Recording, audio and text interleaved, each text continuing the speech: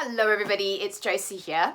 I am dressed in a particular style today, so I'm going to do a two-book review. These two books that I'm going to talk about are both essentially historical fiction romancy novels, and I thought that I would do the review in my version. So if I was going to write historical fiction, it would probably be a combo of kind of gothic, punk, steampunk, Victoriana, and that's kind of what I've gone for. So I've gone for my sort of lovely veiled hat, bit of the old black lipstick, you know, nice little, my beautiful little choker beaded. This reminds me very much of Victoriana, you know, velvet suit jacket, some OTT earrings, and that was the kind of, I did start writing a story once, I'll share this with you, and it was kind of based on those themes, so I might come back to it at some point. I found it interesting to kind of do a punk, goth, Victoriana, slightly historical novel. Anyway, enough of that. That's not what you're here for.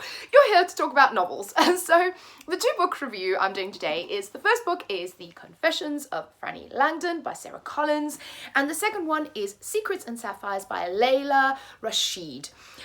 So both of these books, as you can tell by the price tags on them, are thrifted from charity shops. And both of these are historical. This is set in 1912, in England in 1912, and this is in 1826, I think, yeah. 1826, also set in the UK, in London. And so this book is an adult book, and this book is a teen YA book. And both of these, like I said, are sort of historical, obviously, by the time frame. Both of these concern, that's back to front, both of these concern female lead characters. Confessions of Frannie Langton is very much famously queer novel. So what this one is about is Frannie Langton, who is a woman of colour, and this is an Own Voices book as well. And she gets raised, I think it's in Jamaica. I might need to check that actually. I think the plantation, is in Jamaica. It's called Paradise in Jamaica.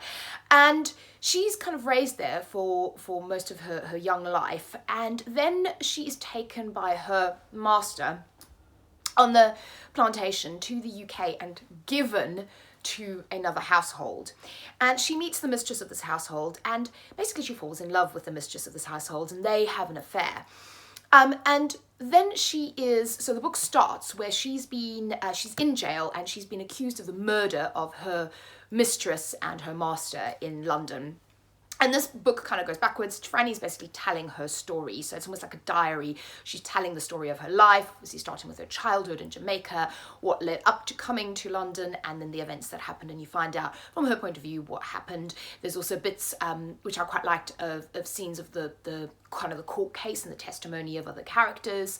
And I found that really interesting. I really liked that.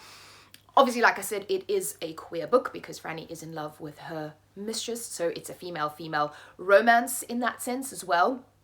It is also just a really interesting and hard to read, and like I said, it is Own Voices comment on race as well, and what the belief was in terms of what the difference was between white and black people at that time. Really interesting, really harrowing as well. Some of the beliefs are awful to read, but unfortunately that was what people believed at the time.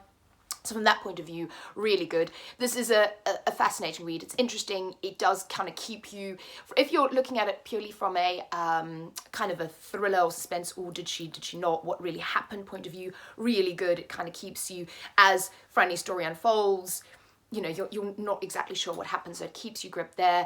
It has that central romance as well between the two women, and there's sort of, you know, power dynamics going on there as well. And then there's this discussion of race and the treatment of people that were not white at the time. And also this historical setting, if that's what you're looking for in books, a little bit like Sarah Waters' books. It's very, very good. I give this a very solid 4 out of 5 stars, maybe even 4.5. It's a great read. The only reason I'm not giving it the full 5 is because I'm not traditionally a lover of historical fiction. I've kind of said that a few times. For some reason I keep persisting with it, but there are some stories that just interest me. My kind of historical vein, kind of the eras that I prefer, 60s and 70s, if I'm totally honest, but all kind of, like I said, kind of kitschy vampire, steampunk Victoriana, that type of thing. But this is very, very good, really interesting, some really hard themes addressed in it, but also interesting kind of thriller, almost murder mystery style book as well. So really recommend, like I said, a very high 4 stars on this one.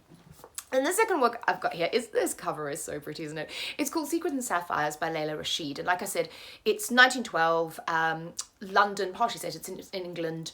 And this I would describe as a Downton Abbey meets Gossip Girl book. So you've got the upstairs, downstairs element, you've got kind of some scheming servants, and then you've got the masters and mistresses of the house and what's going on in their lives.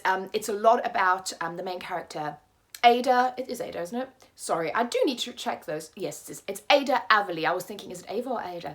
Ada Averley and Rose, who is her lady's maid. And I'll be totally honest, when I picked this book up in the charity shop, the cover, these two girls, and the fact that on the back it says that the housekeeper's daughter, Rose Cliff, is kind of fascinated or taken by her mistress, Ada Averley, and then it goes on to mention forbidden romance. I thought the forbidden romance was going to be between Ada and Rose. I can tell you now, if you're looking for a female-female forbidden romance, this is not it. The girls in this book are very much... So the forbidden romance for Ada is another character in this book, who is a male character, and there is a race and I guess ultimately class issue there as well. So again, interesting discussion about that, much more so than I thought there would be. And there's a real discussion about, they've sailed over from India because Britain's kind of colonized India at that time, and this family's come back to their kind of country home. So there's discussions about that, and that's really interesting as well. There's also discussions about women's suffrage, which I loved in this book. Ada very much wants to go to Oxford. At the time, women did not study. They were prepped for marriage, and that was their job.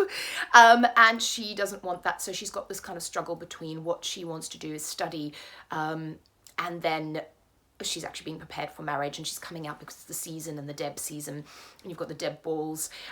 You've got kind of family dynamics as well. Her father's remarried, so you've got the new stepmother and the new stepsister and brother in this. And again, you've got that kind of downstairs, upstairs element of Rose, her lady's maid. The other maids find her very uppity and think she should be put in her place, and there's a kind of a storyline around that. There is, however, a queer element in this that I wasn't expecting, but I really liked. So Sebastian is Ada's sort of stepbrother, and he is wonderful. He reminds me a little bit of Monty from A Gentleman's Guide to Vice and Virtue, which I love. And yes, he is having various male-male romances, particularly with his valet. And there is a storyline around that, which I really liked. This is the thing with this book, so I really kind of enjoyed reading it. I had fun with this book, and like there were some harder topics that I wasn't really expecting. I think there was too little of Sebastian, if you ask me. This is actually the first in a series, I realised. So there's more books. I think there's a couple more in the series. And I'm sort of 50-50 at the moment whether or not I want to actively, because I got this in a charity shop, I want to actively look for the other two.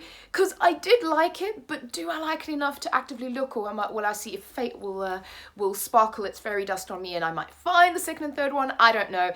There was enough in this book that I really liked. Like I said, totally think that Downton Abbey meets Gossip Girl is the correct kind of description of this book, and it was fun. And if you like that, again, if you like that kind of historical setting, if you like the whole idea of, you know, the Deb balls and all of that, and the intrigue, and the kind of the love, it's sort of Jane Austen-y in the fact that, you know, you've got these girls that need to be married off, and then you've got that lovely queer element of Sebastian and his male conquests. So yeah, I really like this. I mean, for what it is, I would give it 4 stars. So, you know, yeah. So those are my two forays into the historical fiction, which actually, yay, turned out really well. Yeah, so I would, if you like any of those themes, if you think that sounds interesting, I would recommend these books. Like I said, this is very much a YA, and this is adult fiction though, so, you know. But that's it. Let me know if you've read them and what you think about them. Let me know if you've actually continued, if you've read this and if you've read the rest of the series, if anybody has, and let me know what you thought of it and whether it's worth continuing on. But that's it for today. I will speak to you all again very soon. Bye-bye.